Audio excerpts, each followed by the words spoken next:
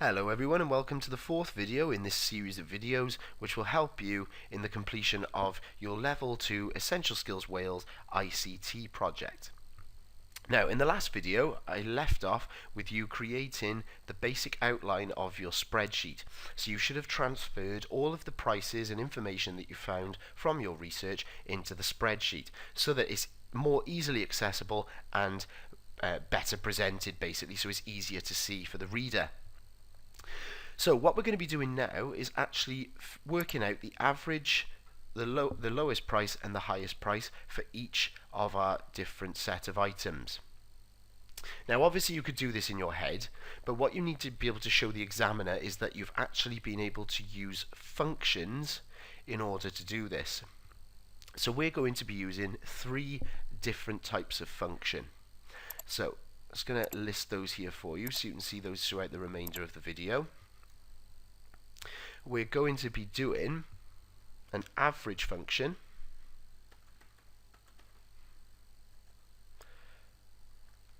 we're going to be doing a max function,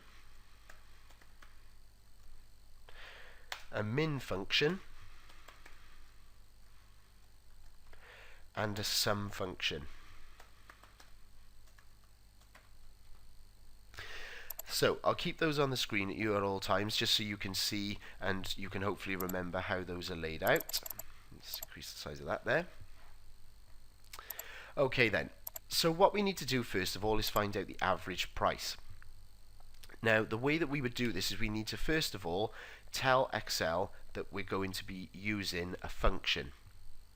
And the way that we would do this is we would say, right, in the cell that I actually want to have the average price displayed, I would click into it and I would put an equals symbol, like we've started it there.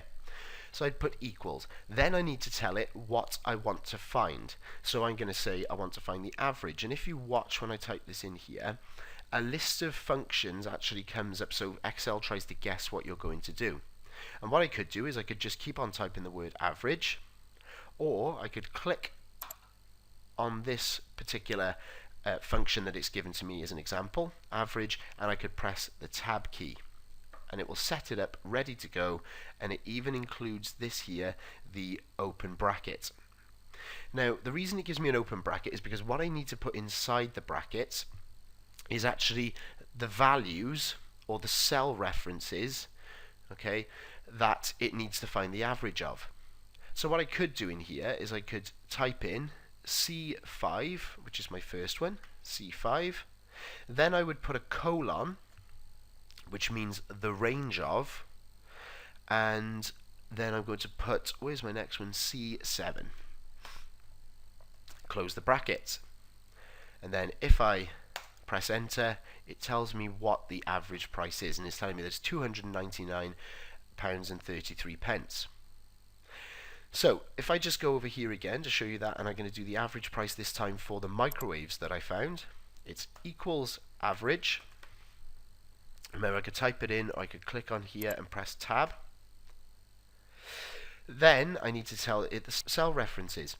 However, rather than actually typing the cell references in, I'm going to show you a bit of a shortcut. It's not much of a shortcut, but it saves time if you're doing this lots of times. So rather than actually typing in the cell references, if I just click and drag over all the numbers that I want to find the average of, you can see it's actually put the cell references in with the colon. And all I've got to do there is close the brackets. So if I do the average price over here again, equals, remember to tell it Excel that we're doing a function, type in the function or select it from the list, open the brackets, select the numbers that you want to find the average of, and press enter. And it's as simple as that. So I've done those 3 there very, very quickly. Now, to find the lowest price, we're actually going to use a min function, which finds the minimum number of all the numbers in the group. So again, I started the same, equals, I'm going to type the word min, open the brackets, or select it from the list as it comes up, that's up to you. Then I'm just going to highlight the same range of numbers because I want to find the smallest number. Now we know this is easy to actually see that it is 229. However, the examiner needs to see that we've done a function to do this. Close the brackets, press enter. Equals min, open brackets, and highlight all the cells, close the brackets. equals min, open brackets, highlight the numbers now from the other table that I want to find it from, close the brackets. And now, as you've probably guessed, to find the highest price, we use a max function. So equals max, or select it from the list. Then I'm going to highlight the same range of numbers, close the brackets, press enter. I'll do that here now. Equals max, open the brackets, highlight the numbers, close the brackets, press enter. Equals max, open the brackets, highlight the numbers, and close the brackets. And there you can see that's taken us probably about a minute to actually perform all of those functions there. Now, the reason that we use functions, and this applies the same with formulas if you're just doing a basic one cell taken away from the other from another cell, is that if I click on one of these functions now, so this is an average function, and you can see that the cells that are actually linked to this particular function are K5, K6, and K7. Now, what this means is that, let's say, for example, one of these prices changed. So let's say instead of that being $19.99, that was $29.99. If you watch these actual values down here, when I press enter, you'll notice that they change. Didn't actually change that one, did I? That would help. $29.99 instead of 19. Okay, and you can see that the averages now, the average has changed, the lowest price has changed, it's $29.99. So it's important because if we did make any changes overall, it would have an effect on the actual average, maybe the lowest price, maybe the highest price. So it's important that we use functions in that way. I'll just put that back to $19.99. There we are. So you can see that the lowest price has changed again now. So what we're going to do now is we're going to be using the last function that we need to use, which is a sum function. So if I go to my total cost, and I'm going to set it up in the same way, equals sum, or I could, again, select it from the list, click on it, and press tab, and it puts the bracket in for you. And what I want to do now is, of the chosen items that I've selected, so I've decided on the ones that I actually want, I've put them down here, and I'm going to find out the total cost. Because remember, we've actually got a set budget that we need to make sure we don't spend over, which in your case is £2,000, but in the example I'm going to use is £500. So I've set it up, equals sum, open the brackets, and I just select all the prices of the items that I've chosen. Close the brackets, and it's worked it out for me. Now, what you could do as well is, if I have, or let's say I have money left, say I have a cell with that in, what I would need to do is work out the total cost, or I'd have the amount I've got to spend. So let's say I put 500 in this particular cell here. So I've got £500 to spend, and I'm just going to put that left aligned because I don't want it too close. So what I need to do is I would need to take this away from this. So what I'm going to do is, in the cell where I want the value to show, I'm going to type equals, because I'm telling Excel that I'm going to do a formula or a function. And this time we're going to do a basic formula. So I'm going to say this cell here, C22, equals the value of the value of what's in A22 minus the total cost of the products that I've selected. It's as simple as that. If I press enter, it tells me that I've got £50 and 3 pence left. But let's say I just change this here to 200. You'll see now that it's taken me into a negative number. So I need to make sure that I then choose a different item because I know I've gone over my actual budget. So put that back to $99.99. And that's as simple as that for doing formulas and functions.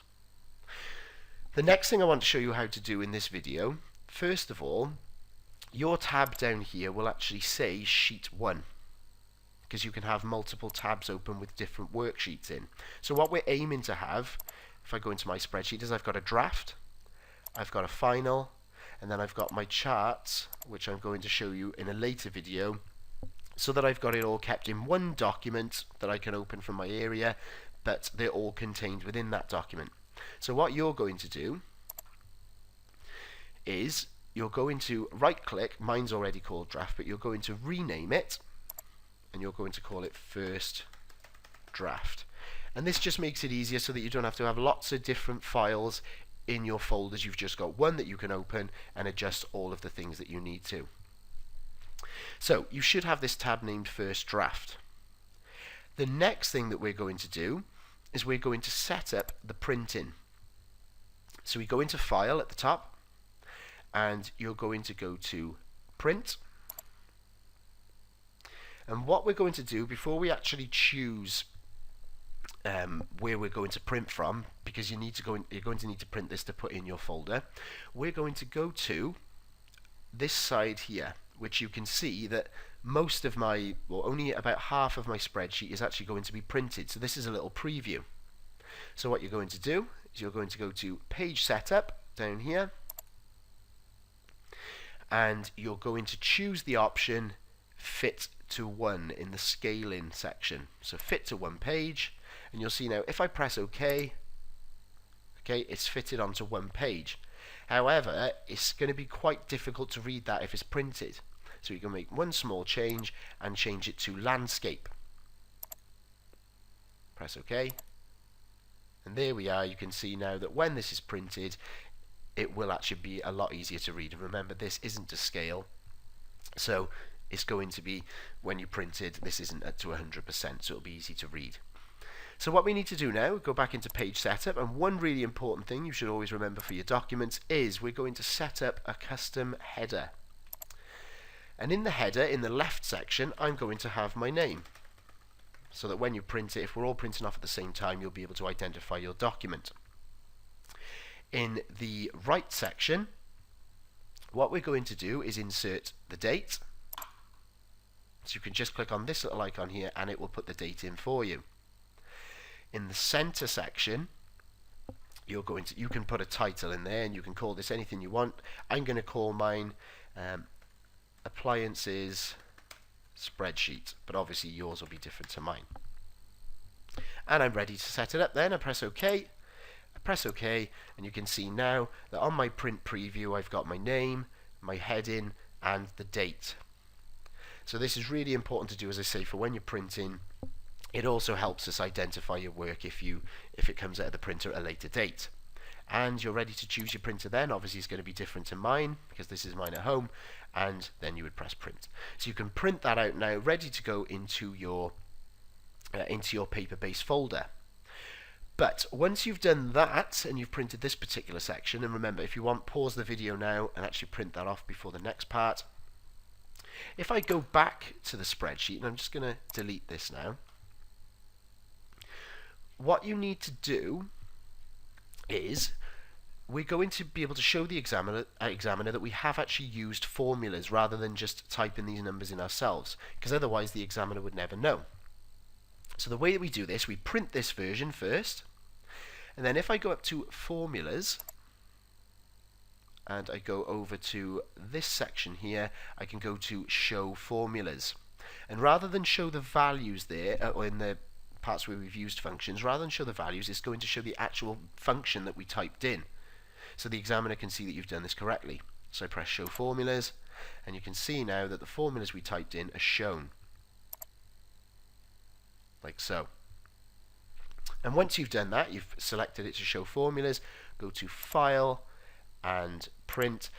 The page setup's already the same, and what you'll find when you print with formulas showing is that it actually spreads the spreadsheet out, so it looks a lot smaller when you print it, but that doesn't really matter. We're not too concerned with that. So if it looks like this, you've done it right. And then of course you select your printer and press print. So the heading, the header is already there with all your information, and you're ready to go. So just as a final summary then, to go with the end of the video, these are the things that you must have done as they are part of the Essential Skills ICT checklist. Now you should have used the 4 following functions: average, max, min and sum. So you should have found the average cost, the highest cost, the lowest cost, of each item, and then you should have worked out the overall cost of the items or appliances or pieces of furniture that you chose. You should have also renamed the tab in your workbook as draft or first draft. You should have set up your printing options as the following. So you go into page setup and look at the look at the actual print preview on the right hand side to see that it's right. You should have fitted it to one page so that it all comes out on the one page. You should have changed the page orientation to landscape so that we can fit more on there. And you should have also included a custom header with the name, date and title.